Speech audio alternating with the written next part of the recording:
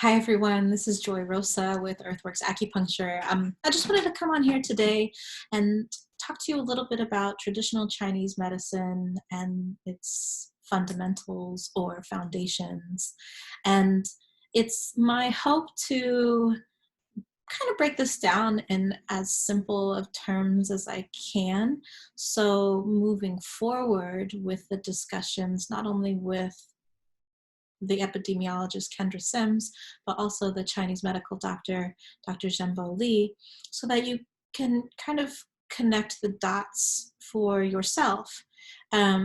Because moving forward, we're going to go, a little further in depth with not only Chinese medical theory, but when you hear us begin to talk about how Chinese medicine works, you won't be so in the dark about it. You're going to really kind of understand and realize like, I'm made up of these elements and I'm, sort of following, or at least, it will sound familiar to you. And I think that that is really important with some of the principles of Chinese medicine, is that when I first heard that I was made up of the elements, as a BIPOC woman, my understanding that just really resonated with me so much. Like, yes, back to the elements. Here we go. This is, why I really started to love and study this medicine, because it had such a long history, recorded history,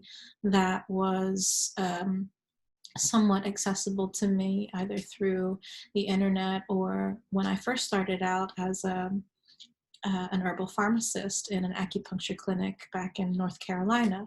It was just really fascinating to me that the elements could do several different things within my body, and that I was expressing these principles in my body, and that a practitioner could actually like look at my tongue and take my pulse and understand what was actually going on with me, whether it was pain or some sort of internal digestive issue, whatnot. That it really worked, and it worked efficiently or quickly, and it really alleviated a lot of symptoms, and it just improved my health overall. So I'm also a very strong advocate for East Asian medicines. And what that taught me too was that it brought me back to my own roots. I am Afro-Honduran.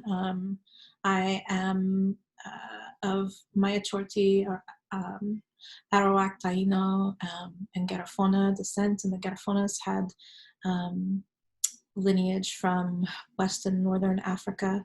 So I was really tapping into my own diasporic roots while I was studying another indigenous culture's medicine. So all of this just really tied in very nicely for me, and made me focus on my health quite a bit more than what I was actually doing, especially in my 20s in college. So traditional Chinese medicine and its fundamentals. Let's break this down just a little bit.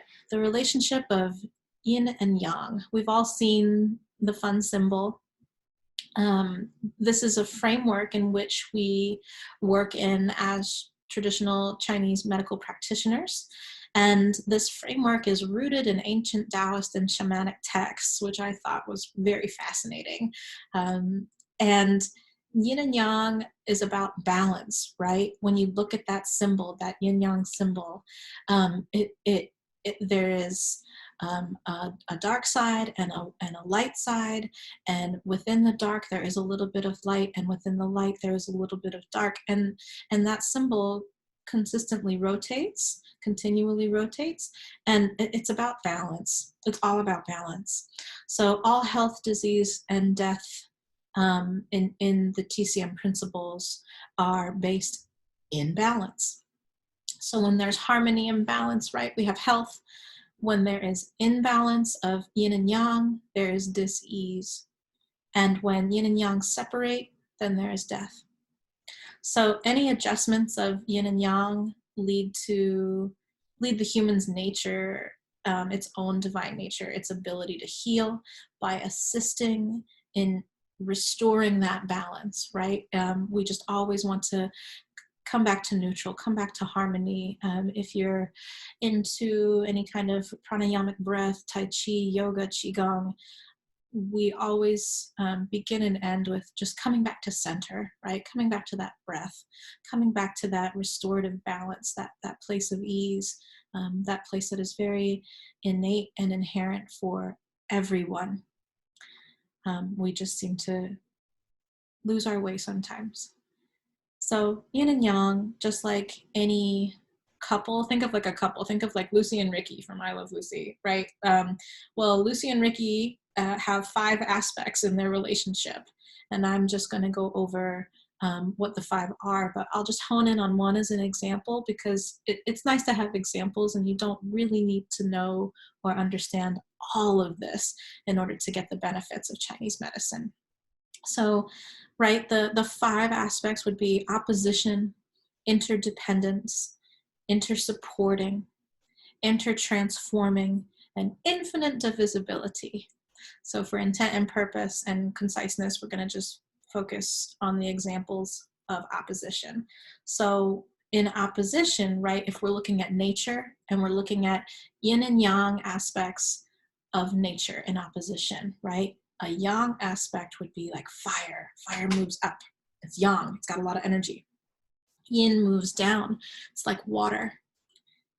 The sun is very yang. It's up in the sky. It's very bright. But the opposite in nature would be the moon. It's yin time. It's nighttime. It's time to like go inside, shut your eyes, be relaxed. Energy, high energy, yang, very yang. And in terms of the nature in opposition would be matter, right? More denser, more in, more dense, right? Then light and dark, time and space. These are yin and yang patterns that we see in nature.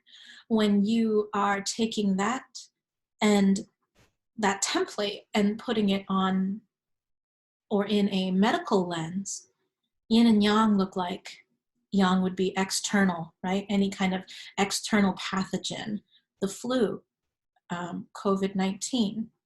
An internal would be the yin opposition. Yang is heat, yin is cold. Yang is excess, yin is deficient. Yang is yang, and yin is yin. So these are just some of the one of the basic aspects of the yin yang principle that Chinese medicine is based off of, right? So we can see that in Western terms, physiology, right? Physiology is a branch of biology that basically means your homeostasis, your normal balanced function of your body's organs, right? And when we jump back into a Chinese medical framework, yin and yang will see, right, if yin and yang are out of balance again, then we're going to see disease. When yin and yang are in harmony, we're going to see health. So those are just some of the really basic principles. And now we're going to go into kind of my favorite part of Chinese medicine, and it's really talking about the 5 elements. And so I'm going to share my screen here. So I found this really nice picture. You can Google 5-element or 5-element theory at home and read up on this. But the 5 elements, right? We have fire, earth, metal, water, and wood. And you are comprised of 5 elements. And they express very differently for different people. 5-element theory goes so far that you can even ascribe types to a person, right? Like I might be a fiery earth type, right? Somebody might be a livery kind of wood type. Somebody might be more of like a kidney type. And we can go into that at later detail, but it even comes down into those kind of characteristics for a human. So 5 elements. this is our body.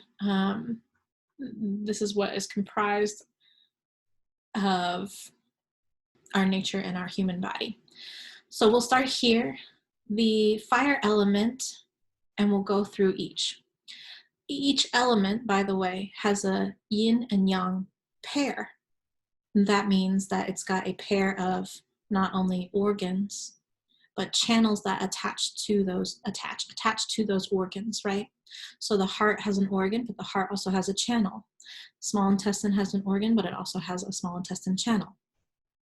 And so the heart here in the fire element is the yin pair. To the small intestine, it's yang pair within the fire element. Fire is also associated with red, fire, growth, the season of summer, the taste of bitter. It expresses through the tongue. So this is one component of diagnostic testing for us, where we look at your tongue and also check your pulses and see what's going on internally, as well as taking account as to what's happening externally. It's also associated with the emotion of joy. The earth element, right, here we go again. The spleen is the yin pair to the stomach, the yang pair in the earth element. It's associated with the colors yellow, earth, transformation, the season of late summer, the sweet taste, the mouth, right, mouth element. I'm thinking in terms of, right, maybe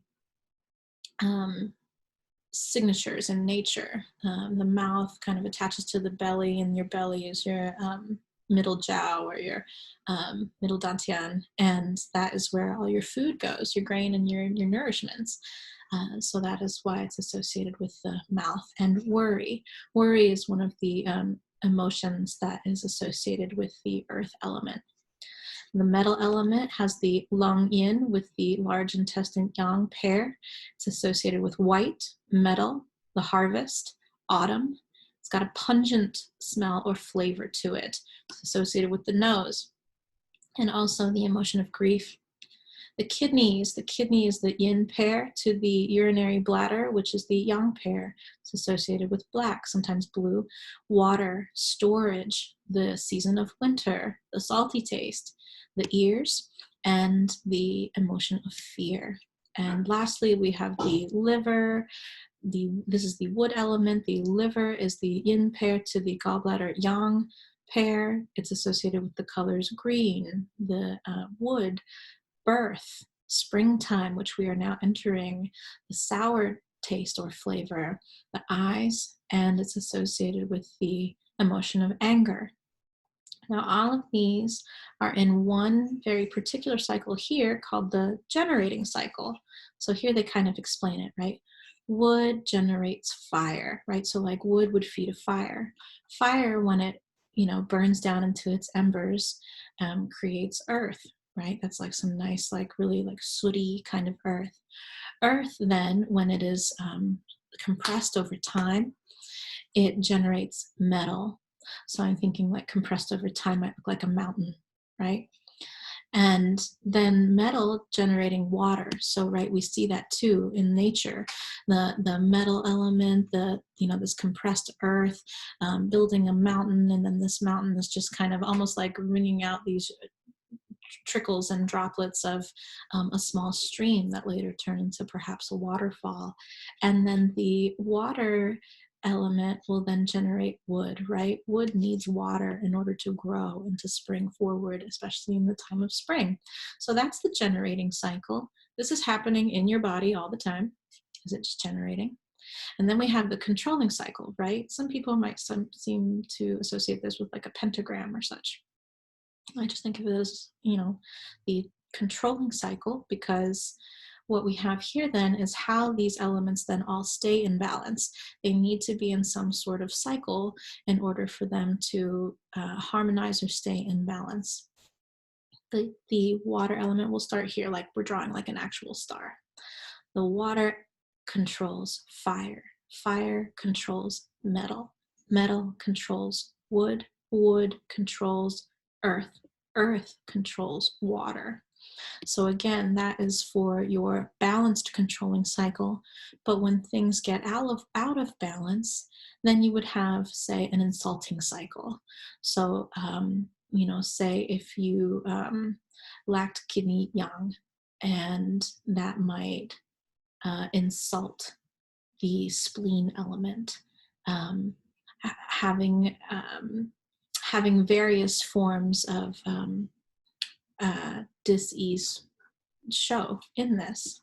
So those are just small breakdowns, right, of the 5 elements, kind of the basic fundamentals of yin and yang. And in a later video, we're going to go into a little more detail about why, say, these flavors are so important. And I'll give you a little hint. This is coming into and involving not only the composition of formulas in Chinese medicine, but also their philosophies on food and food energetics. So we're going to have some more guests come on talking about food and food energetics, including Dr. Lee, another fellow activist and acupuncturist here in Portland, Oregon. And we are going to be bringing to you some live examples of what bitter, sweet, pungent, salty, or sour might look like in your kitchen, and also how that may help you craft different foods or grow different foods for different seasons. Eating with the seasons is very important, especially in our modern age. It's an old way that we should really remember and hone back in on. So that's it for the small lesson on the 5 elements and the basic fundamentals of the yin and yang principles in Chinese medicine.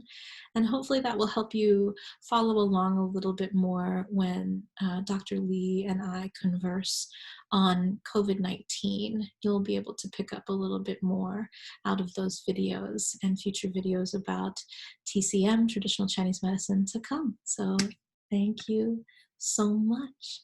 Peace.